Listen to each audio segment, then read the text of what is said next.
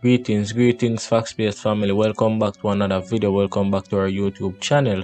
Now, if you are a new viewer here, please consider to subscribe and also leave a comment in the comment section. Also to follow us on IG on facts_base.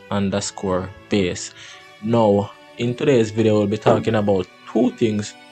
One, we'll be talking about the 15-year-old that was raped by the pastor, and we'll also talk about this young lady that almost got killed by her ex-boyfriend. And the twist to this is that she's now dropping the case against him. So with no further ado, just go ahead and click the like button, click the subscribe button, and continue to watch the video. Now, I have a few videos on my channel. You can go ahead and check them out after this one. And in I think one or two of the video, the title for the video is that mothers are selling their daughters intentionally and unintentionally. Now it seems as if I am going to need to do many more videos or many more parts, many more episodes to that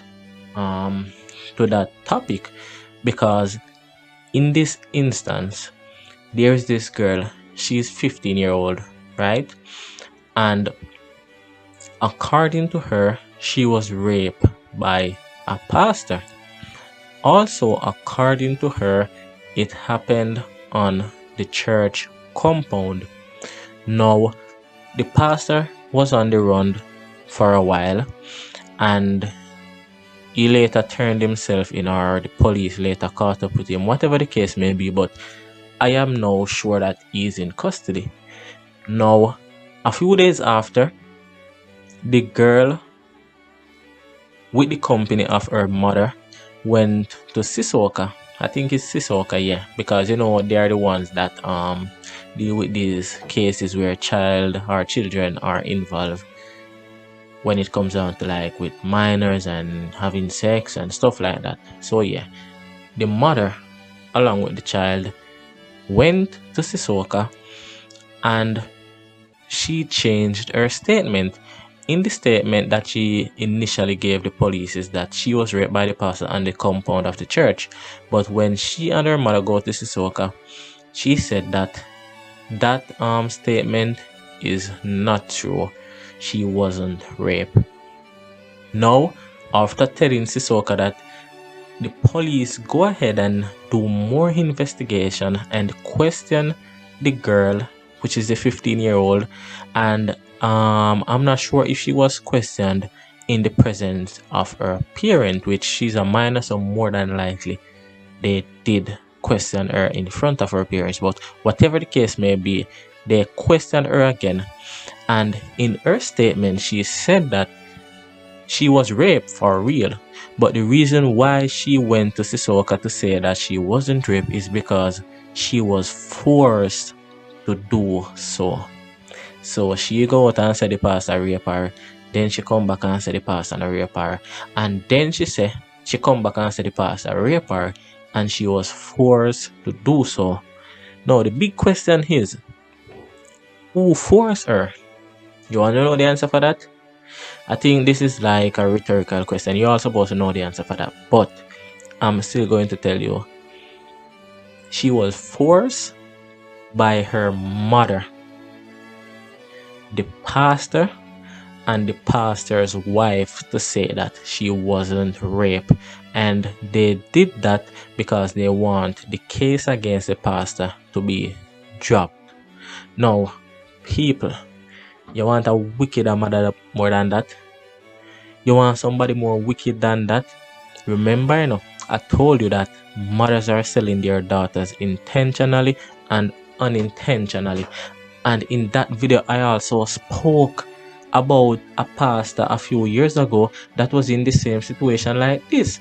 She actually goes as far as to get the girl pregnant, and the mother knows about it and did nothing because she was getting money and she was getting groceries. So she uphold to all the slackness and the foolishness that is going on. Now, it is the same in this case. The mother knows about it, and I don't know what incentives the pastor may be giving her and her daughter, but that is the reason why she wants the charges to be dropped against the pastor. Now she's in custody also, the mother. So she's going to be charged, right? I don't know how hefty the charge or the sentencing for her will be, but she is definitely going to be charged because of that. So my advice to you parents, stop selling your daughters. In this case, she's doing it intentionally. How do you go to bed at night? How do you sleep? How do you wake up in the morning to know that my child is 15 and who knows, maybe she's been doing that probably from she was 13. But I mean, your child is 15 and you have to live with it for the rest of your life to know that she's being molested by someone and you are supporting it instead of you taking it up in hand to report it and to make it go further. You are supporting it.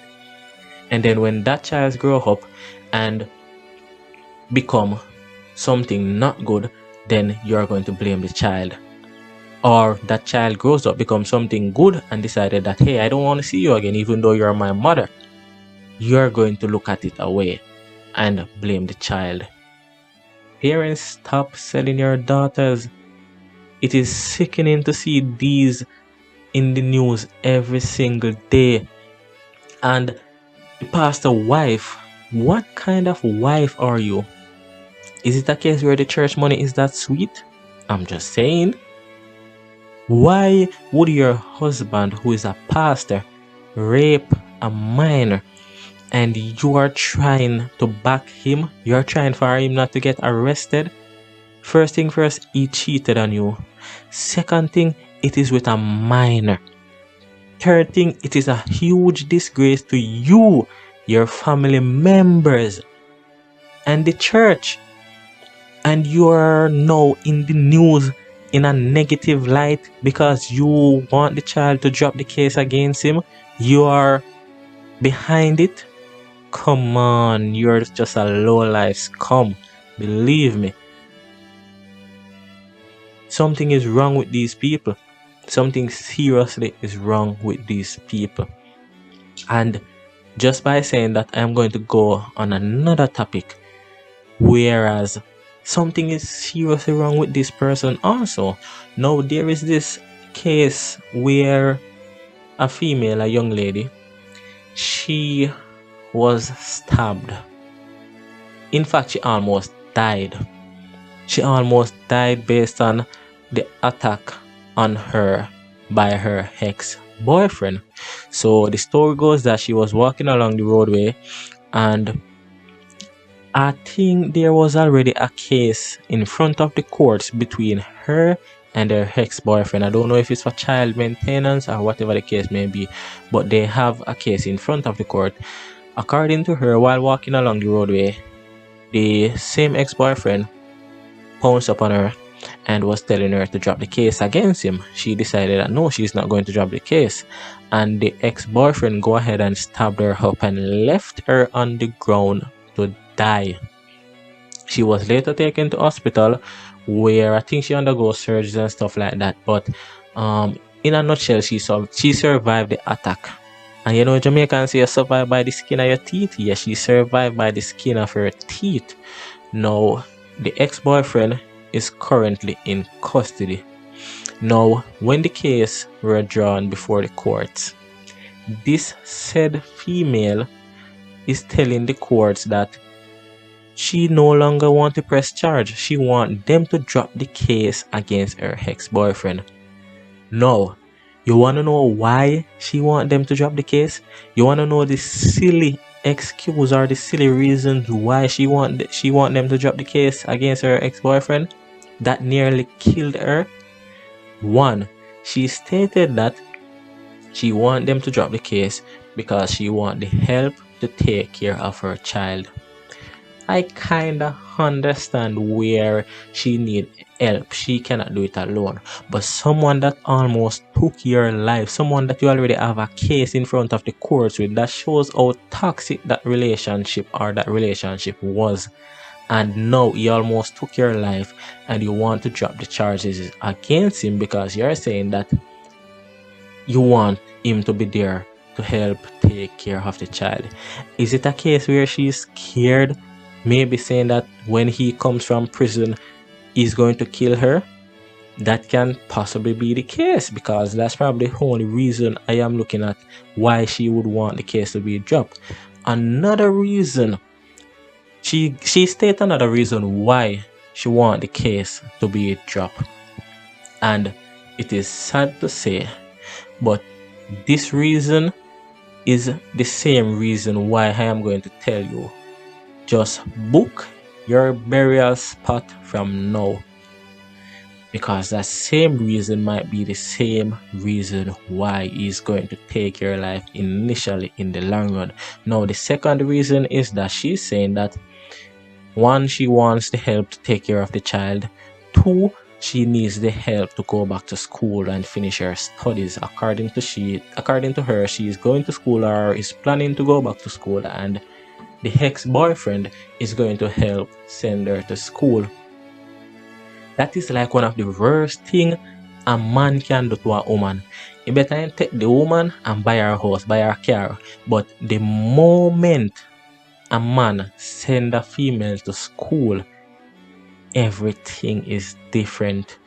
It's like you're obligated to him, and after all of this, you are willing to take his money to go to school. Now, let's say you take his money and go to school, and after you finish, it happened that you cheated on him, or he suspected that you cheated.